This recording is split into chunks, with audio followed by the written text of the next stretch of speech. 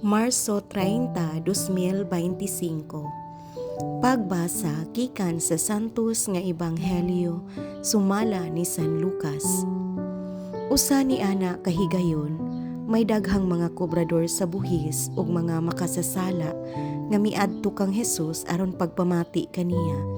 Unya, ang mga Pariseo ug ang mga magtutudlo sa balaod nagbagulbol nga nag-ingon.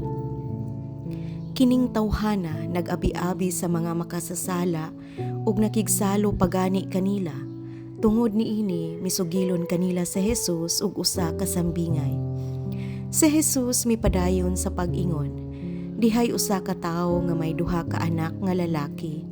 Usa ka adlaw ni ana, ang manghod miingon sa iyang amahan, "Tay, hatagi na ako sa akong bahin sa katigayunan."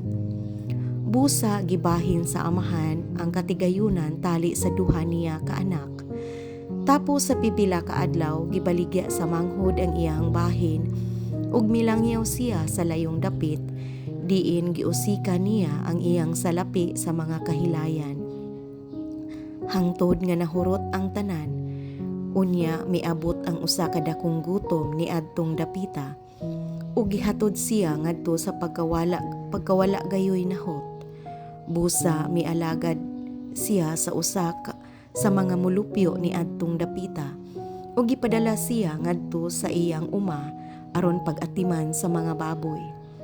Tungod sa kagutom, buot unta siyang mukaon sa bunga sa kahoy nga gilawog sa mga baboy. Apan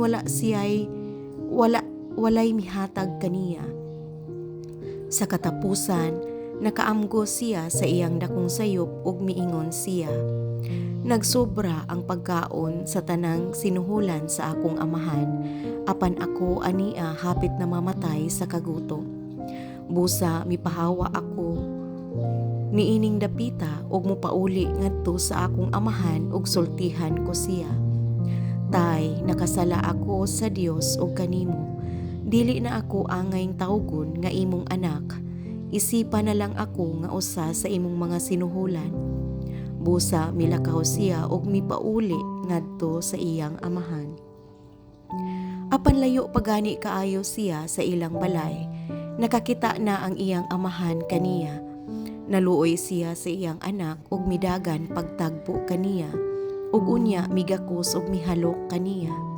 Ang anak miingon sa amahan, "Tay, nakasala ako sa Dios ug kanimo. Dili na ako angayng tawgon nga imong anak." Apan ang amahan mitawag sa iyang mga sulugoon. "Dali," miingon siya, "dad-angari ang labing maanindot nga bisti ug isulob kaniya." Sulubi usab og singsing ang iyang tudlo ug sapatosi siya ug kuhaa ang linaming mga nating baka ug ihawa. "Kay magkumbira kita, kay kining akong anak namatay na, apan karon nabuhi. Nawala siya, apan karon hikaplagana." Busa gisugda nila ang kumbira. Niining higayuna didto sa uma ang anak nga magulang. Sa iya ng pagpauli ug sa diha nga duol na siya sa balay, nabati niya ang huni ug ang panagsayaw. Busa iyang gitawag ang usa sa mga sulugoon ug iyang gipangutana, "Nag-unsa man kamo diha?" Mitubag ang sulugoon, "Ang imong manghod mipauli na ug gipaihaw sa imong amahan ang linaming mga nating baka, tungod kay nahiuli na ang maayog lawas ang imong igsuon." Nasubo pag-ayo ang magulang ug midumili siya pagsulod sa balay. Busa migula ang iyang amahan ug gialam-alaman siya aron mosulod. Apan mitubag siya, "Tay, huna-huna aragod. Sulod sa daghang mga tuig nagsilbi ako kanimo ingon sa usa ka ulipon, ug wala ako makasupak sa imong mga sugo bisan makausa. Apan unsa may imong gihatag kanako? Wala gayod. Bisag kanding na lang unta aron maglipay ako uban sa akong mga higala. Apan kanang imong anak nga nag-usik-usik sa tanan mong katigayunan uban sa mga daotang babae ug sa iyang paghiuli imo hinuong giihawan sa linaming mga nating baka. Ang amahan mitubag, "Dong, ikaw kanunay uban kanako ug imo ang tanan kong katigayunan.